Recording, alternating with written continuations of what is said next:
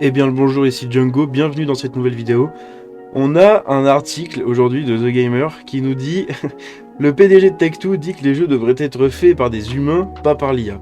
Alors ça rejoint les deux dernières vidéos que j'ai fait sur lui. C'est incroyable. Le mec, on le voit partout maintenant, il parlait jamais, et là on le voit partout. Depuis qu'il y a eu les rumeurs sur GTA 6 et compagnie, on le voit putain de partout. C'est n'importe quoi. Le PDG de Take-Two affirme que le développement de jeux est le domaine des êtres humains, alors que de plus en plus d'entreprises se tournent vers la pratique controversée des IA. Take-Two s'intéresse à l'IA, mais pas pour remplacer ses développeurs. C'est du moins selon les assurances du PDG de l'entreprise, Strauss Zelnick, qui dit que l'IA ne peut pas faire de jeux vidéo à succès, ajoutant que le développement de jeux est le domaine des êtres humains. Et là on est d'accord, pour moi, ça aide, c'est un outil, comme pour créer des images, comme pour créer du code, comme pour créer je ne sais quel truc. Mais ça pourra jamais fournir un scénario qui vous prend aux tripes ou des visuels qui vous prennent aux tripes. Parce que tout ça, c'est de la subjectivité humaine, c'est de la... Comment dire, c'est un ressenti de l'humain, si vous voulez, c'est des émotions que les humains ressentent. Les IA, elles pourront jamais ressentir ça. Elles seront très efficaces pour faire des calculs, pour coder un truc. J'ai besoin de tel truc dans le jeu, paf, le code est fait. Voilà. J'ai besoin de telle image, tiens, sors-moi un concept de tel truc, aide-moi dans ce scénario, machin, bon, ok. Mais la finalisation et le polish, ça pourra jamais être fait par des IA. Il y a que les humains qui peuvent faire des trucs pour les humains.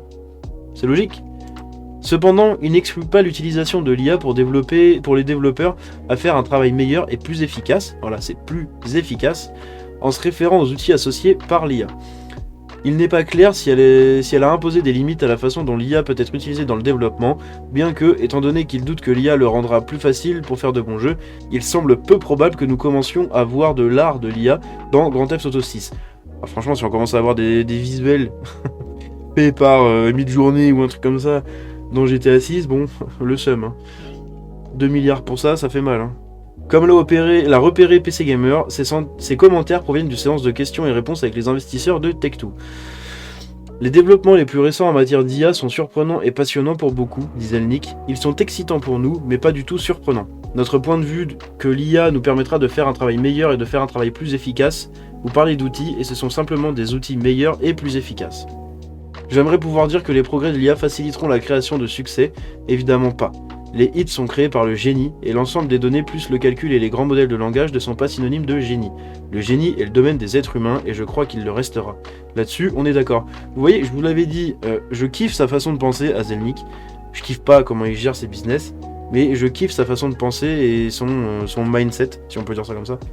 Espérons que cet accent sur les limites de l'IA signifie qu'elle ne sera pas utilisée pour remplacer les développeurs et les artistes dans les studios appartenant à Take-Two. Bien qu'il y a quelques années, cela ait pu être impensable, nous commençons déjà à le voir dans certains titres.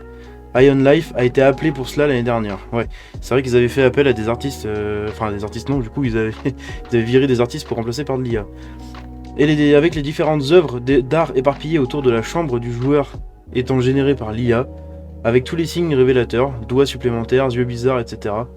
En ce qui concerne les co-créateurs du jeu, Justin Roiland, ont trotté une ligne similaire au patron de Take-Two, disons que l'IA est un outil qui a le potentiel de rendre la création de contenu incroyablement accessible.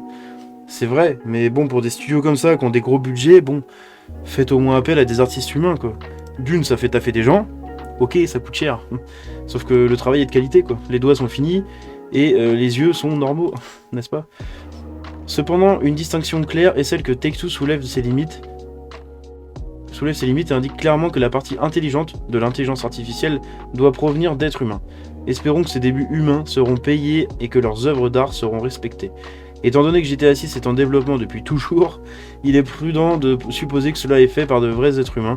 Bien sûr, à mesure que l'IA progresse, nous devrons rester vigilants, mais il semble que certains cadres supérieurs dans l'industrie du jeu comprennent toujours que les jeux ne sont rien sans les personnes qui les fabriquent. Et on est d'accord, je sais pas quoi dire. On est vraiment d'accord.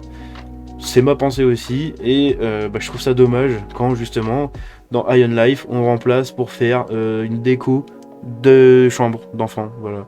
Au tout début du jeu, là quand vous êtes dans la maison, bah voilà, il y a des doigts en plus, il y a des yeux chelous, il y a des têtes qui sont pas cohérentes. Enfin, c'est vraiment bizarre.